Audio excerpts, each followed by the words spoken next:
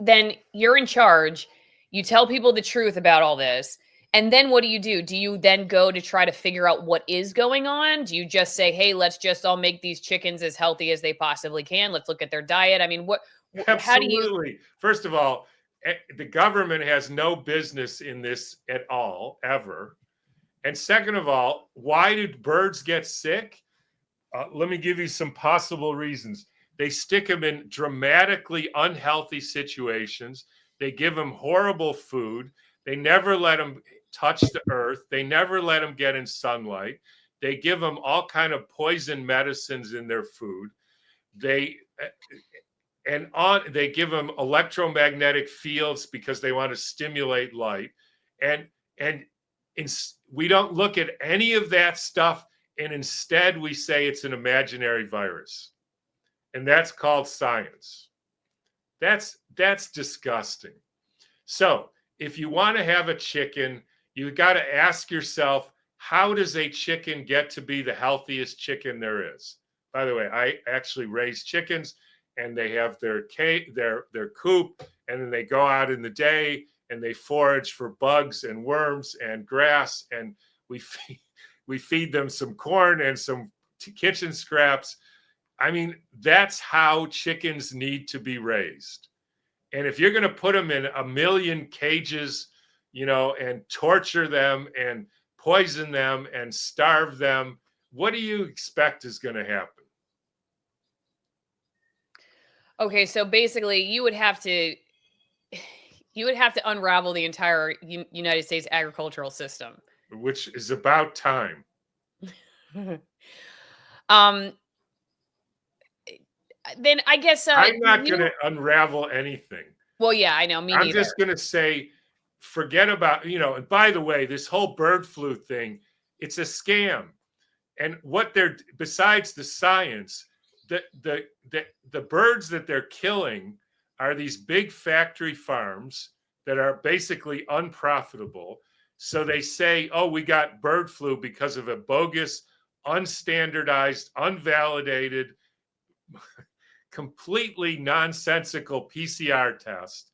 That's what it based on a virus that they never isolated, therefore never showed that it has a genome, therefore never showed that this piece came from that virus.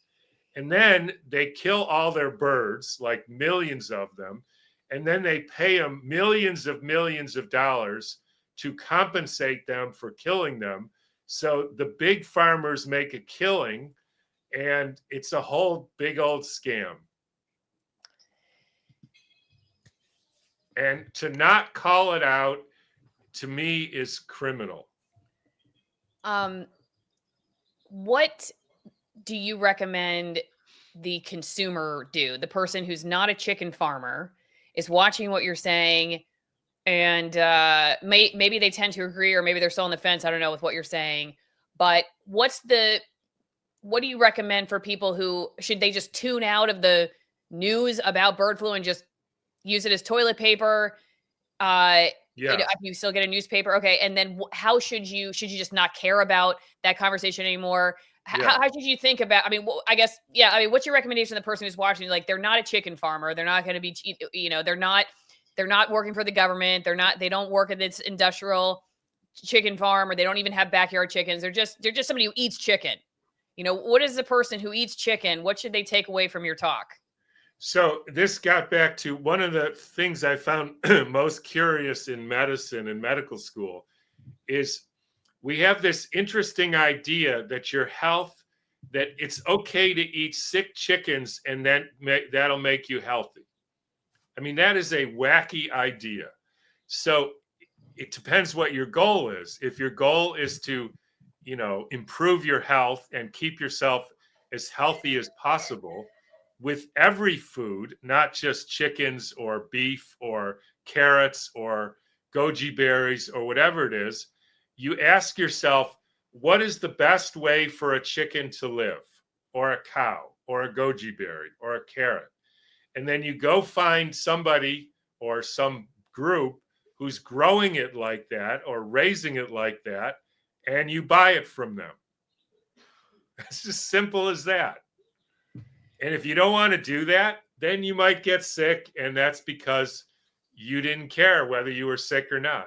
Greenpasture.org, greenpasture.org. Go to greenpasture.org and go use your promo code Allison. We've been taking the fermented cod liver oil, butter oil blend now for over a decade. Actually, I used to get cavities all the time. Probably not from a virus, probably because I ate sugar. But anyway, so I started taking this stuff. It really helped me. My dentist tended to not care what changed. They didn't really ever ask me why I no longer had cavities. But anyway, this is the product that I really have gotten a lot out of. It is a fermented cod liver oil mixed with a high vitamin D butter oil blend. And the company is just a great company. They've been a sponsor of the show for a while. I was taking this product long before they were a sponsor. They've got a whole bunch of other stuff. They've got like, your natural Vicks vapor rub. You want like a chest rub or a muscle rub that smells good. It's got eucalyptus and tea tree oil and stuff in it. They've got that kind of thing too. But this product is what, like I said, what I was taking long before they were ever a sponsor. Fermented cod liver oil, butter oil blend. We like the cinnamon tingle flavor. And they do make capsules if you don't want to take a gel, but I recommend the gel. I think you get more bang for your buck. Okay, greenpasture.org, promo code Allison, you get 10% off. Well, first off, I came from the TV news world where I think for over 12 years, if I couldn't compress something into 90 seconds, we couldn't do it. And so I think it made my brain shrink or something. I'm not sure. But anyway, I'm starting to expand, try to grasp all of the stuff. But where I someday when I don't have two young kids that I'm chasing around, would like to start is just being able to sit down with the material you've brought up and look at it for myself, like really digest it for myself, because some of it, even though it probably seems simple to you, some of it does seem a little bit complicated to me still. Um, but I think I understand the main point, which is just like you said, they haven't proven science has not proven that there is such a thing as a virus, and they have not proven there is such a thing as contagion. And or so, specific diseases. okay, for specific diseases. Or specific diseases. Okay, so yeah, they haven't proven that you have there's this. patterns for sure. Right. Okay.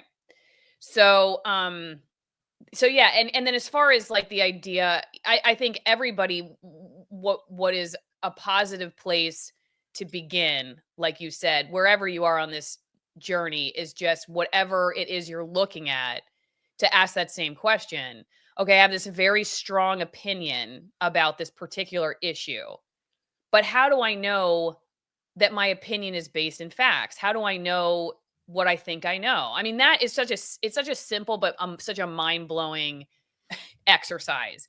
And it probably is what ended my career in television news, because once I started to realize that I didn't know, like when I asked that question, then the obvious answer, if I was going to be honest with myself, was I don't.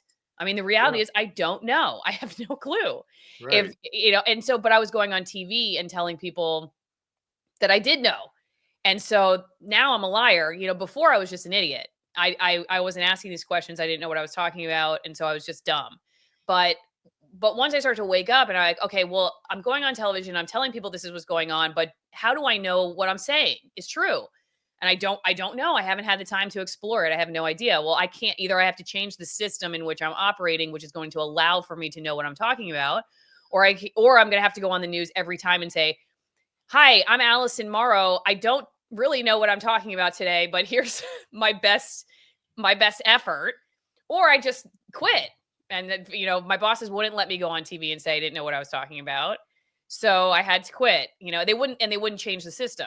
I offered what I thought would have been an alternative, which was give me more time, basically. And that was not an option. And you talk about like chickens being in an environment that allows them to thrive. I mean, journalists, everybody, we're all the same. And journalism is just such a mess right now. If you look at industrial farming, it's very similar to industrial information gathering. It's the same process.